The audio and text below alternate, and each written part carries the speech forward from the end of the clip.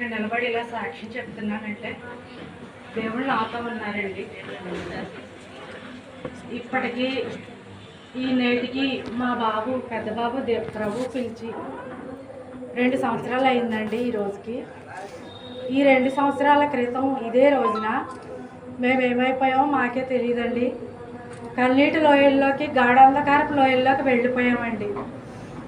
ఏమైపోయామంటే మాకే తెలీదు. ఫ్యామిలీ అందరము కూడా ఒక్కసారిగా అగాధంలో పడిపోయినట్టు అయిపోయామండి. అయినప్పటికీ కూడా ఒక్కసారిగా ఏం జరిగిందో మాకు ఎవరికి కూడా అర్థం కాలేదండి. దేవుడిని నమ్ముకున్న దేవుని బిడ్డల విషయంలో దేవుడు ఎప్పుడూ కూడా అన్యాయం చేయరండి. దేవుడు ఎప్పుడూ కూడా వాళ్ళని దుఃఖ పెట్టరండి. ప్రభువుని ఎవరైతే నమ్ముకున్నారో వాళ్ళని దేవుడు ఎన్నడూ కూడా విడిచిపెట్టరండి. నా బిడ్డ విషయంలో అయితే ఏం జరిగిందంటే, నా పిల్లాడు చిన్నప్పుడు కూడా వాడికి ఇప్పుడు 22 సంవత్సరాలప్పుడు ఇలా జరిగిందండి. కడుపులో ఉన్న నాటి నుంచి నేల మీద పుట్టిన దగ్గర నుంచి 22వ సంవత్సరం వచ్చే వరకు కూడా ఎప్పుడు కాళ్ళలో ముళ్ళు కూడా గుచ్చుకోలేదండి నా పిల్లాడికి. దేవుడు అంతగా కాపాడారు నా బిడ్డని. ఎప్పుడూ కూడా నా బిడ్డకి చిన్న దెబ్బ కూడా తగలకుండా, ఎప్పుడు జ్వరం కూడా రాలేదండి వాడికి. దేవుడు అంతగా నా పిల్లాడిని కాపాడారు. ఒక్కసారిగా అలా అయ్యేసరికి నేను తట్టుకోలేకపోయాను. నేను ఎవరి వైపు చూడలేదండి. నేను దేవుడి వైపే చూశాను. ప్రభువా, నా పిల్లాడికి ఎప్పుడూ చిన్న ముళ్ళు కూడా కుచ్చుకోకుండా మీరు కాపాడారు 22 సంవత్సరాలు వచ్చే వరకు. కానీ ఈ రోజున ఎలా జరిగిందంటే, ప్రభువా మీరు ఇప్పుడు వదిలేసే దేవుడా, మీరు ఇప్పుడు వదలరు కదా. ఇన్ని రోజులు కాపాడిన దేవుడు ఇప్పుడు మీరే వదలరు కదా ప్రభువా, ఎందుకు ఇలా జరిగిందని నేను మునిగిపోయి తేలిపోయి కన్నీటితోనే పైకి తేలిపోయేంతగా దుఃఖపడు ఏడుస్తూ పడుకుని అలాగే మడ్డ మీద ఉండేదాన్నండి. అప్పుడు ఒకరోజు దేవుడు నాకు అలా ఏడుస్తూ ఎన్నో రోజులు గడిచిందండి. గడిచిన తర్వాత ఒకరోజు రాత్రి కల్లో దేవుడు చూపించారండి.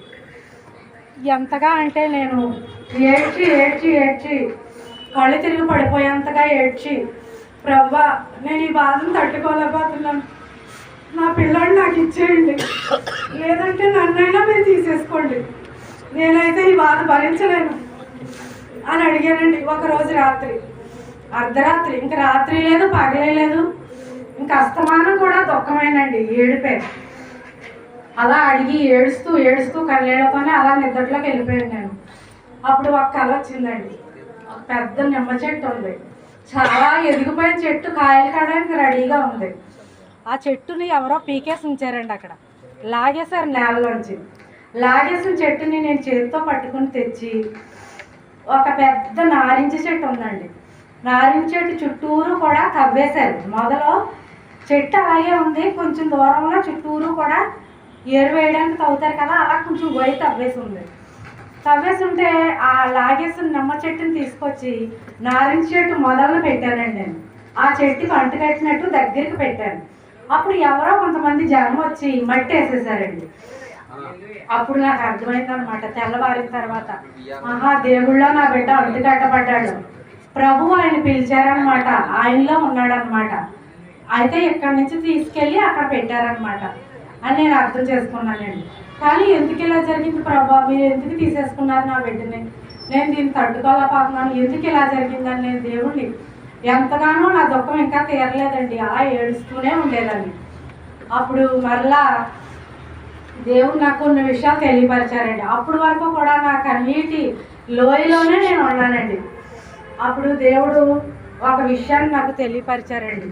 ఏంటంటే, ఈ లోకంలో ఉంటే నా బిడ్డ నశించిపోతాడని, ఈ లోకంలో కలిసిపోతాడని, వాడి రక్షణ నుంచి తప్పిపోయే అవకాశం ఉందని దేవుడు నాకు చూపించారండి. అంటే ఒక కళ కాదు, చాలా కళలు అనమాట.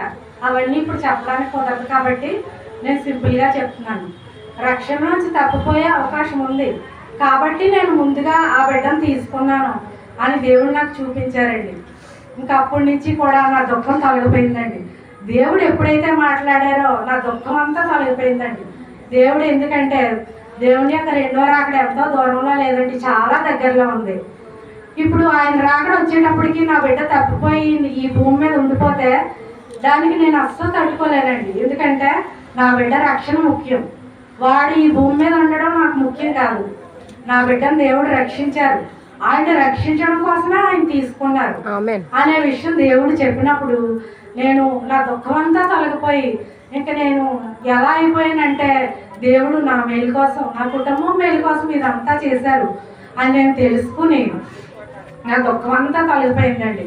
అప్పుడు నేను దేవుడు చాలా విషయాలు నాకు ఓదార్పు ద్వారా తెలియచేశారండి. అలాగే నా ఇంట్లో వాళ్ళకి, నా భర్తకి, నా తల్లిదండ్రులకి, మా చెల్లెళ్ళకి అందరికీ కూడా ఆయన దగ్గర ఉన్నట్టు చాలా చాలా దర్శనాలు వచ్చాయండి. ఆయన ఎంతగానో ప్రేమించి మా కుటుంబాన్ని రక్షించి మా మేలు కోసం ఇది చేశారు, కానీ మా కీడు చేయడం కోసం, మమ్మల్ని దుఃఖంలో ఉంచడం కోసం దేవుడు ఇలా చేయలేదండి. ఎందుకంటే ఆయన నమ్మిన వాళ్ళకి కష్టం వచ్చినా అది కష్టం కాదండి. ఆయన నమ్మిన వాళ్ళకి కన్నీళ్ళు వచ్చినా అవి కన్నీళ్ళు కానే కాదండి. ఎందుకంటే ఆయన నమ్మిన వాళ్ళు ఏడిస్తే ఆయన ఏడుస్తారండి. మనం దుఃఖపడితే ఆయన దుఃఖపడతారు, మనం సంతోషంగా ఉంటే ఆయన సంతోషంగా ఉంటారు. కాబట్టి ఎన్నడూ కూడా దేవుడు మనల్ని దుఃఖంలో పెట్టాలని అనుకోరండి.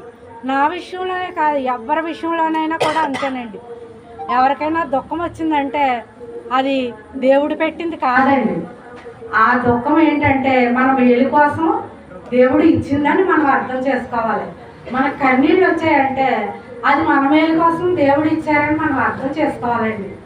నా జీవితంలో నాకు కలిగిన అనుభవాలండి ఎంతగానో కూడా, నా జీవితంలో నేను చిన్నప్పటి నుంచి కూడా చదువుకున్న వాక్యాలు, నేర్చుకున్న పాటలు, చేసిన ప్రార్థన, నా జీవితంలో నేను దేన్నైతే నమ్మానో ఆ వాక్యాలన్నీ కూడా నా జీవితంలో ప్రభు జరిగించేలాగా